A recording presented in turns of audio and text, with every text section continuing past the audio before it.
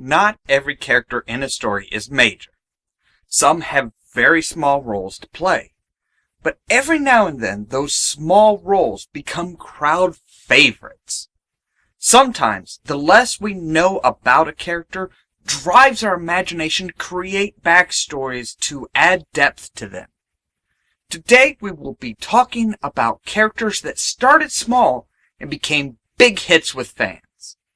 My name is Ollamh, and welcome to 5 Count Friday.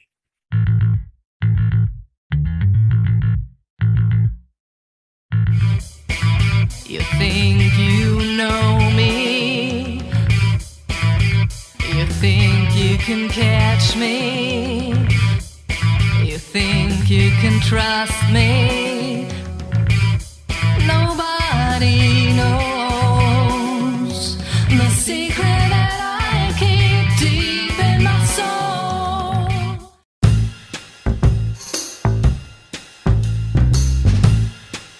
Originally in the first game, for the sole purpose of leading the player through the tutorial, Claptrap is a small part in the story. Perhaps it's the goofy attitude, the silliness of the character's actions that appeal to video gamers. In the sequel, Claptrap becomes a more major character. Still there's a tutorial guide. He gets software upgrades and even helps the characters take down the Wall of Death and gain access to the Hero's Pass. At least until he meets his greatest weakness, stairs.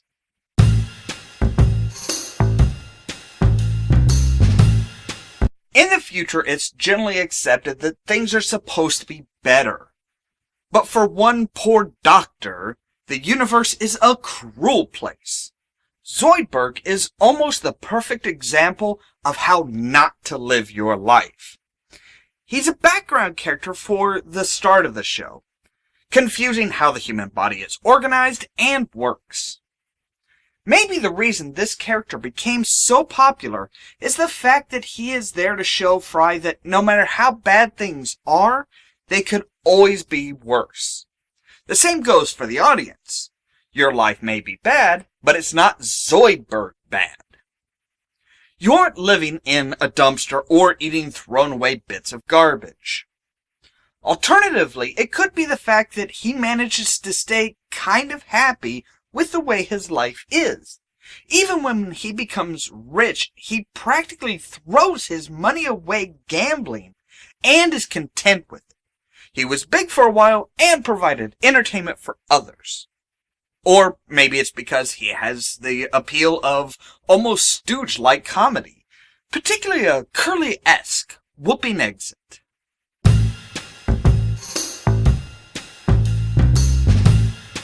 Originally a comedic relief, Orko was almost an annoying character. Kids really resonated with him, though. His obvious misunderstanding of social interactions, his lack of knowledge on how things work. It may be why children understand him more than any other character. It also might be the fact that he performs, or tries to, entertaining magic tricks. He is a strange character. To become a favorite, we never see his face, we don't know much about his background, and he is from a completely different universe. With the increased popularity of the character, more stories were written about him. We learned more of his background and why he is the way he is. As with any character, increased interest means we learn more about them.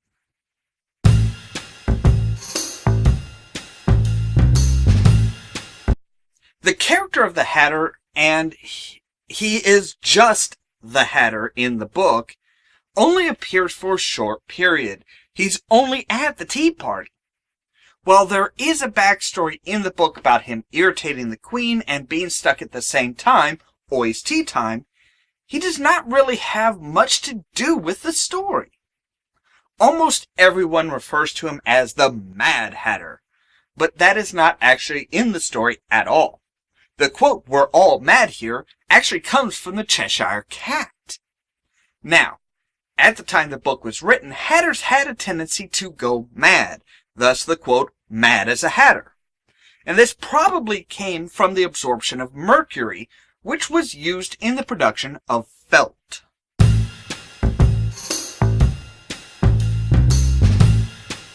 Never before has a character done so little and become so amazingly popular.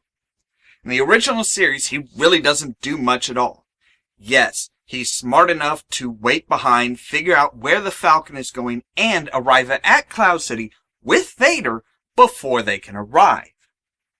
Later, he takes Han to Jabba the Hutt, and is wise enough to know that Leia is dressed up as a bounty hunter to break Solo out of the carbonite.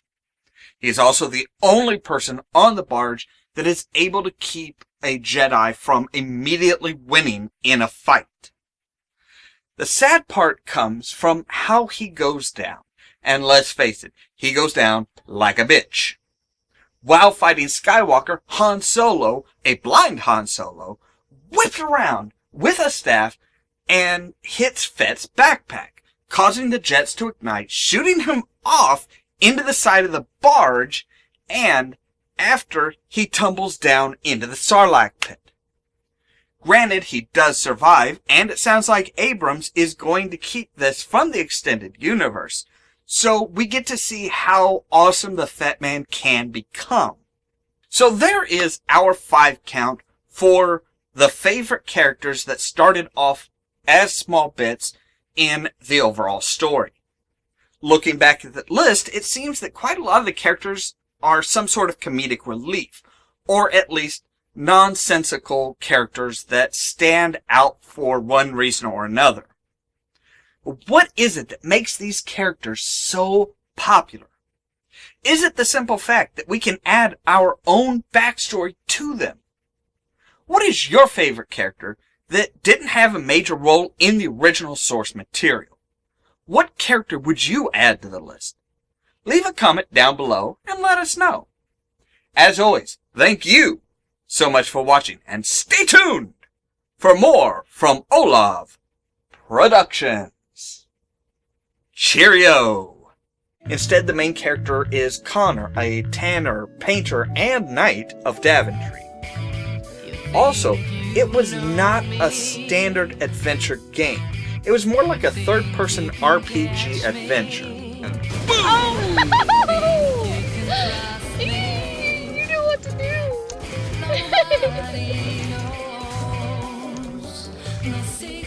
Awesome object is really fun. Okay. Let's get in the store!